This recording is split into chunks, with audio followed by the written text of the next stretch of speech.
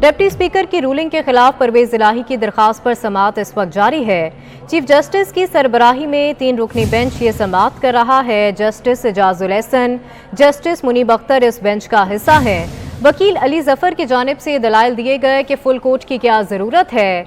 ये chief justice का इख्तियार है कि फुल कोर्ट बनाए या नहीं। अली जफर की जानिब से ये भी कहा गया गुज़िश्ता 25 बरस में सिर्फ 3 या 4 मुकदमात में फुल कोर्ट बनी। अली जफर की जानिब से ये भी कहा गया कई ऐसे मुकदमात हैं जिनमें फुल कोर्ट की इस्तदा मुस्तरद की गई। अदालत पर मुकम्मल एतमाद होना चाहिए। क्या तमाम अदालती काम रोककर फुल कोर्ट एक ही मुकदमा सुने। अली जफर की जानिब से ये भी दलाइल दिए गए। फुल कोर्ट तश्कील देने की इस्तदा 15 मुकदमात में मुस्तरद हुई। फुल कोर्ट ना बनाने से दीगर मुकदमात पर अदालत का फोकस रहा। चीफ जस्टिस की जानिब से ये कहा गया मुकदमात पर फोकस होने से ही ज़ेर इल्तवा केसेस कम हो रहे हैं। जस्टिस मुनीब अख्तर के सवाल का जवाब दें। चौधरी शुजात हुसैन का खत कब अरकान तक पहुंचा। चीफ जस्टिस की जानिब से सवाल किया गया चौधरी शुजात हुसैन का खत काफली अरकान तक नहीं पहुंचा था। अली जफर की जानिब से ये जवाब दिया गया चौधरी परवेज इलाही के वकील अली जफर के दलाइल इस वक्त मुकम्मल हो चुके हैं। अहम समाअत के हवाले से आपको आगाह कर रहे हैं। समाअत अहम इस वक्त जारी है।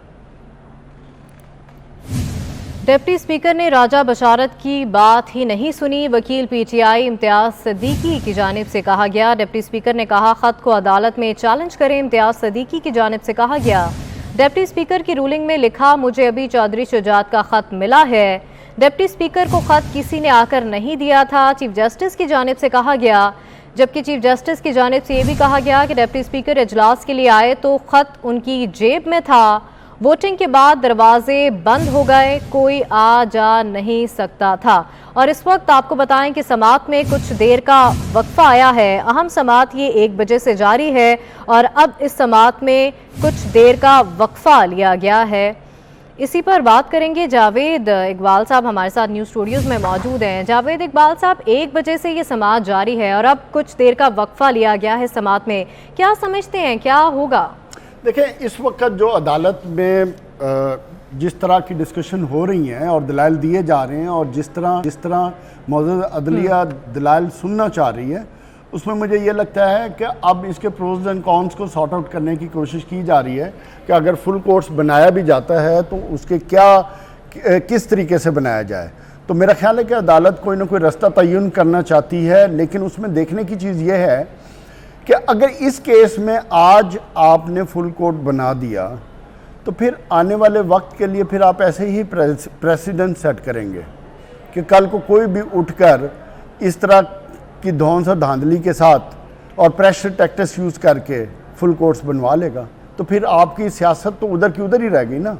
पोलराइजेशन तो फिर के मसाइल तो उधर के उधर ही रह जाएंगे। तो मैं ये समझता हूँ कि मौजूद अदलिया को, इन तमाम लोगों को जिन जिन के कंसर्न है, उन सब को बुलाएं, एक दफ़ा वंस फॉर ऑल इस मसले का हल निकालें। जब तक आप मसले को जड़ से नहीं उखाड़ेंगे, ये मसले ऐसे ही रोजाना चलते रहेंगे। इसी तरह हम अदालतों की जंगों में, अदालतों के चक्कर में, अदालतों के टाइम ज़ाया करते रहेंगे अपने मफादात के लिए। चीफ जस्टिस की जानिब से कहा गया जावेद साहब कि हम आपस में मशवरा करते हैं कि यही बेंच केस सुनेगा या फुल कोर्ट तश्कील दें। यही मैं कह रहा हूँ ना, चीफ जस्टिस साहब ने अब एहसास करना शुरू किया है कि उसके प्रोज एंड कॉन्स की जब मैंने बात की थी तो वो यही है ना कि अब वो यही डिस्कशन करना चाहते हैं कि अगर हमारे फैसले को ही रद्दी के टोकरे में डाला जाएगा कि ये जो 12 जमाती या 14 जमाती इत्तेहाद ने एक फैसला कर लिया कि हमने आपके फैसले को नहीं मानना, तो किसी एक को तो पीछे हटना है। लेकिन ये कोई अच्छी रवायत नहीं है। फुल कोर्ट बनाए, कोई बात नहीं है, लेकिन ये रवायात की मैं बात कर रहा हूं, तरीकाकार से मुझे इख्तलाफ है।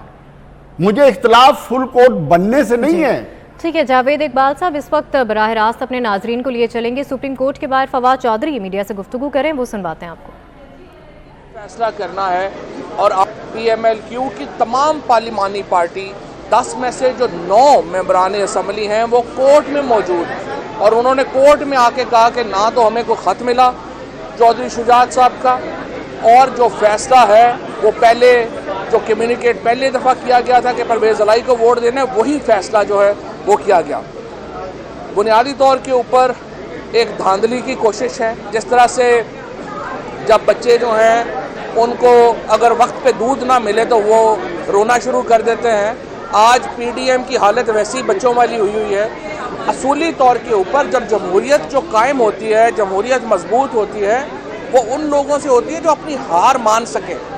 लेकिन आज आपने देखा कि ये जो हारे हुए लोगों के जत्था था, जिसने आज सुबह वज़ीर आज़म के सेक्रेटेरिएट में प्रेस कॉन्फ्रेंस की, बावजूद इसके कि मरियम नवाज़ एक सज़ा याफ्ता मुजरम है, उन्होंने वज़ीर आज़म हाउस के बेसमेंट में जो है वो वजारत इत्तलात उनसे उन्होंने प्रेस कॉन्फ्रेंस करवाई।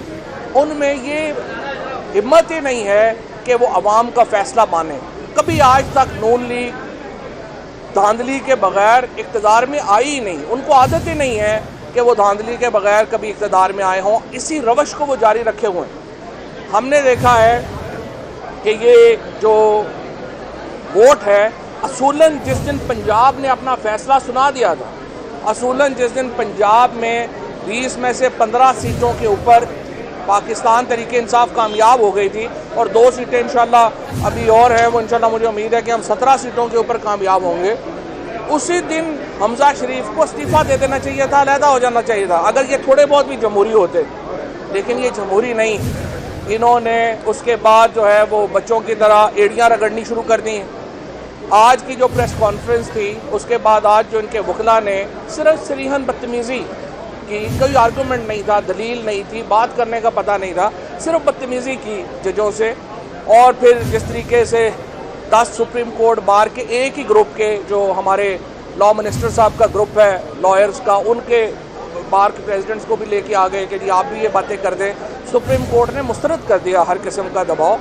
और मुझे पूरी, देखिए बेंच बनाना तो चीफ जस्टिस का इख्तियार है, वो जो भी फैसला करे, लेकिन दबाव में तो नहीं चीफ जस्टिस को बेंच बनाने चाहिए। दबाव में आके ला के तो फैसले नहीं कराने चाहिए।